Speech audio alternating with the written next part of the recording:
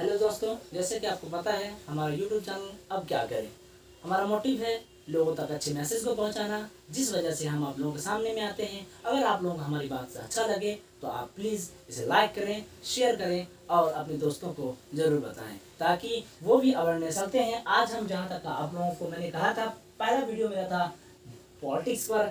आज हम वीडियो बनाने जा रहे हैं शिक्षा के ऊपर कि हमारा शिक्षा में किस तरह से सरकार पॉलिटिक्स कर रही है और बिजनेसमैन कैसे अपना बिजनेस को चलाती है। इसी के ऊपर आज हमारा पहला वीडियो है। चलते हैं, आज हम बात करेंगे एजुकेशन पर।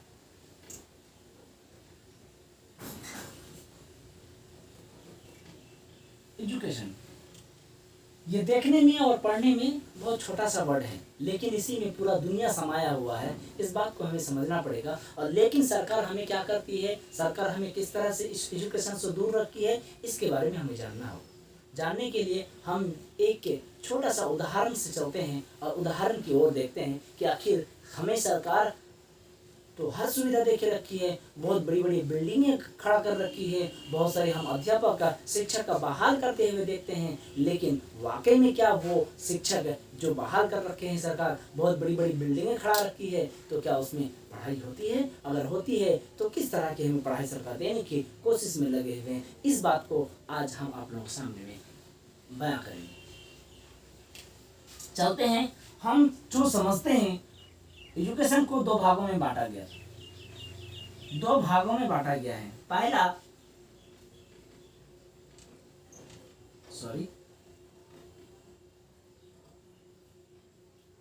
साक्षर, दूसरा शिक्षित।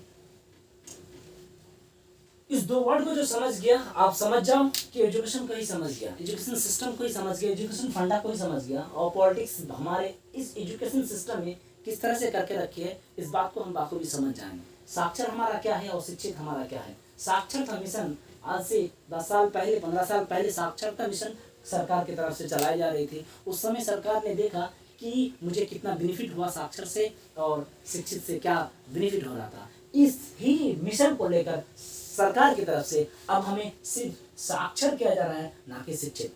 कुछ समय पहले लोग शिक्षित होके निकलते थे, अगर 10th क्लास पास कर जाते थे तो एक अच्छे एजुकेशन प्राप्त करके निकलते थे। लेकिन आज के टाइम में शिक्षित और साक्षर में क्या अंतर रह गया है। हमारे पास एक डिग्री तो होती है, एक नहीं, आपके पास हजारों डिग्री आज के समय में आपको नीड हो जाता है और आपके पास आ भी जाता है। हजारों डिग्री आपके पास हो जाती है, लेकिन ये कागज का टुकड़ा बन के आपके सामने रहती है। इसका कारण क्या है कि हमारी सरकार की तरफ से साक्षर के ऊपर में सबसे ज्यादा ध्यान दिया गया है और हम साक्षर से शिक्षित नहीं बन पा रहे। क्यों? क्योंकि हमारे जो गार्जियन है, अभिभावक हैं, हमारा जो समाज है, वो इस बात को समझ ही नहीं पा रहा है एजुकेशन में कितना पावर है।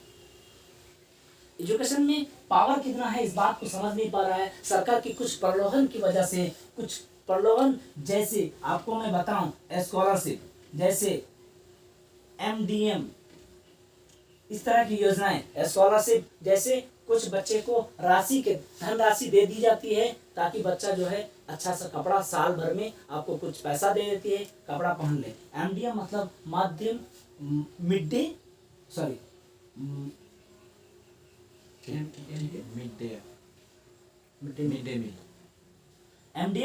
डे मील यानी दोपहर का भोजन जो है वो दे दिया जाता है।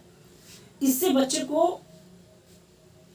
खाना तो मिल जाता है, कपड़ा तो मिल जाता है, लेकिन एजुकेशन नहीं मिल पाता, उसे शिक्षा नहीं मिल पाता, उसे जो मिलना चाहिए था उस स्कूल में नहीं मिल पाता। कारण क्या है कि कारण जितने भी सरकारी टीचर है वो सारे के सारे कागजी में लगा हुआ है। वो आपके पास आता ही नहीं है पढ़ाने के लिए, उसको पढ़ाया ही नहीं जाता है, क्योंकि इतना सारा वर्कलोड दे दिया है सारे शिक्षक को कि वो बेचारा पढ़ा ही नहीं पाता है। अगर उसके पास कुछ नॉलेज भी है, लेकिन नॉलेज को यूटिलाइज नहीं कर पाता है और वो बैठे बैठे मोबाइल को देख कर फिर निकल के चला जाता है। लेकिन क्या अगर हम इसी तरह से सरकारी स्कूल में जाकर या हम एजुकेशन को प्राप्त करके अगर एक डिग्री हम हासिल कर लें, क्या एक निश्चित समय के बाद जिस समय हमें जॉब की आवश्यकता होगी, जिस समय हमें काम की आवश्यकता होगी, क्या हमें काम मिल पाएगा? एक डिग्री के बाद बिना पर क्या हमें सरकार नौकरी दे देती है? हमारे पास 80% 90% मार्क्स होंगे हमारे पास, नो डाउट, क्योंकि अब सरकार का पॉलिसी आ गया है किसी बच्चे को आप फेल नहीं कर सकते। इस बिना पर अगर आपके पास 80%, 90%, 100% भी अगर आप रिजल्ट का यानी कागज का टुकड़ा लेकर आ जाते हैं तो क्या सरकार आपको जॉब दे देती है? बिल्कुल नहीं देती है। उसके लिए आपको एक इंटरव्यू, एक एग्जाम पास करना पड़ेगा, और उस एग्जाम को कैसे कंडक्ट किया जाता है बाखूबी आप सभी जानते हैं कि किस तरह से एग्जाम को कंडक्ट किया जाता है। अगर सिलसिला रहा तो आने वाला समय में जो एजुकेशन सिस्टम सरकार बना रही है इसमें से एक भी बच्चा क्वालिफाइड नहीं कर पाएगा, तो हमारा जो पैसा है, जो हमारा समय है, जो हमारा सब कुछ, वो क्या हो जाएगा? लास्ट में यही बात कहेंगे, अब क्या यार। फिर जाके आप क्या करोगे? आप वही काम करोगे जो आपका दादा, परदादा, चाचा, अंकल सब लोग कर रहे हैं। दूसरा आपके पास विकल्प नहीं रहेगा। उस समय आपको काम का नॉलेज नहीं रहेगा, हमें काम क्या करना है, लेकिन क्या करोगे? मजबूरी है, पेट के चलाने के लिए आपको हर हाल में करना पड़ेगा। करोगे तब आपको समझ में आएगा कि मैंने अब क्या कर दिया। बस पछतावे के अलावा आपके पास कुछ नहीं बनेगा। शिक्षित का मतलब ये होता है कि बच्चे को इस तरह से पढ़ाना ताकि हर एक चीज को वो जान सके कि आखिर ये क्या है। जैसे मैं एक उदाहरण के तौर पे समझाता हूँ। अगर एक कमल का फूल है, कमल का फूल राष्ट्रीय फूल बोला जाता है।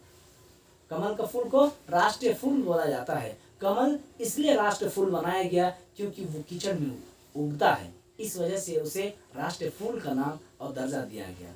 इस बच्चे को इस बात को सिखा दिया जाता है कि इसे कमल के पीछे में ये लॉजिक होने के कारण से इसे राष्ट्रीय फूल का दर्जा दिया गया। लेकिन अगर साक्षर यहाँ पे सरकारी टीचर अगर उस बच्चे को पढ़ा नहीं पाता है तो बच्चा क्या करेगा? डिग्री के वजह से वो अपने आप को क्या कर लेता है? सिमट के रह जाता है, और एक अंत में आकर वो कहता है कि अब हम क्या करें। अधिक जानकारी के लिए हमारे YouTube चैनल से बने रहिए ताकि आपको हम इस तरह के नए वीडियो को दिखाते रहें। बाकी एजुकेशन के ऊपर में, शिक्षा के ऊपर में अभी आपको बताना बाकी है। अगले वीडियो में हम आपको विस्तार रूप से आपको बताएंगे साक्षर और शिक्षित, और इसमें कॉर्पोरेट और पॉलिटिक्स का किस तरह से इन्वॉल्वमेंट है इसको हम बताएंगे। इसके लिए आप हमारे YouTube चैनल से बने रहें। Thank you so much, have a nice day.